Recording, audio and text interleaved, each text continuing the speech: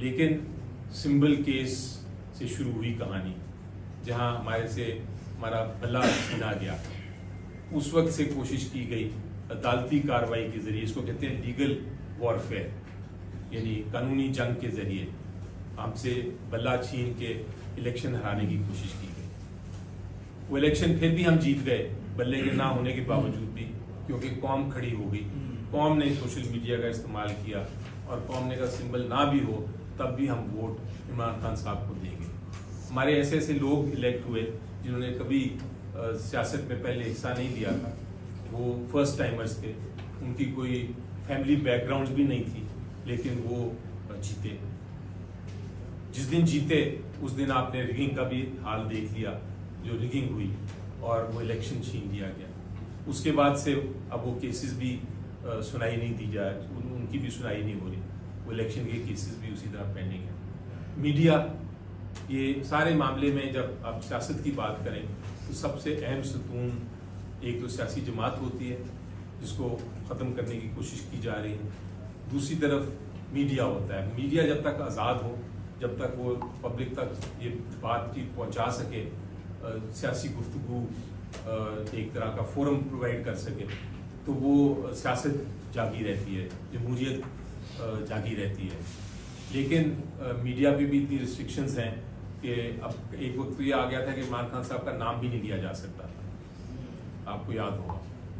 तो अभी भी आपके ऊपर यही रिस्ट्रिक्शन है कि बहुत सारे पैगाम ऐसे होते हैं जो कि सेंसर होते हैं और सिर्फ वो चीज़ें पहुंचती हैं पब्लिक तक जो आपको इजाज़त हो। तो ये जो सेंसरशिप का एक 2 साल का हमारा ये हमने देखा है, जो इस मजबूरी से आप भी दरपेश हैं, वो पीटीआई और मीडिया साथ साथ है इस अजाब में। लेकिन जिस तरह मैंने कहा कि इमरान खान साहब इन सारी चीज़ों के खिलाफ लड़ रहे हैं, वो सिर्फ इसलिए जेल में हैं कि झूठे केसों के बावजूद, उनको पता है कि सारे झूठे केसेस हैं, लेकिन वो तैयार हैं लड़ने के लिए। वो सिर्फ इसलिए कि जमहूरियत भी कायम हो, रूल ऑफ लॉ भी कायम हो, आज़ाद एक मुल्क में हम जी सकें। मेरी आखिरी बात मैं ये करना चाहूँगा कि 2 साल तो गुजर गए हैं, इंशाल्लाह अब वक्त आ गया है कि मुश्किलात ख़त्म होंगी और खान साहब इंशाल्लाह बाहर आएंगे। ये केसेस ख़त्म हो रहे हैं, जिस दिन समाअत हुई इंशाल्लाह जीत हमारी होगी। जो हमारे बाकी लीडरान हैं जिनके खिलाफ गलत केसेस फाइल हुए, 9 मई के केसेस की मैं बात करता हूँ।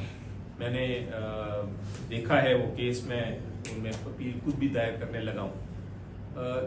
वो केस है कंस्पिरेसी का बना हुआ। वो केस ये बना है कि बैठे कुछ लोग, इस तरह हम बैठे और कुछ लोगों ने फैसला किया और ये कहा कि हम अटैक करेंगे।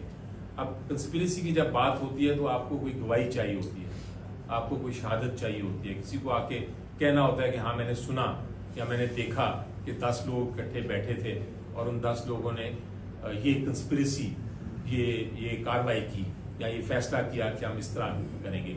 ये एक मंतकी बात है, कोई ना कोई बैठा हो। तो इस केस में 2 शख्स की शहादत है। वो कहते हैं कि हमने सुना कि ये सारे बैठे और इन्होंने ये कंस्पिरेसी की, और वो जो सुना उन्होंने, वो शख्सों जो उनसे पूछा गया कि आप कमरे में आए कैसे, जिस कमरे में ये बात हो रही थी। तो एक ने कहा कि मैं टेबल के नीचे छुपा हुआ था और एक ने कहा मैं कुर्सी के पीछे छुपा हुआ था, वहां से मैंने सुना। तो ये केस की नौयत है और इन 2 ही जो लोग हैं उनकी एक अदालत ने इसी बिना पे ये शहादत खत्म कर दी कि कैसे हो सकता है कि आप मेज के पीछे छुपे हों और कुर्सी के पीछे छुपे हों। वही शहादत जो एक अदालत ने रिजेक्ट की, उसको कहा कि मुस्तरद की, उसको कहा कि ये झूठे हैं, उसी 2 गवाह ने दूसरी अदालत ने कहा कि नहीं वो सच्चे हैं।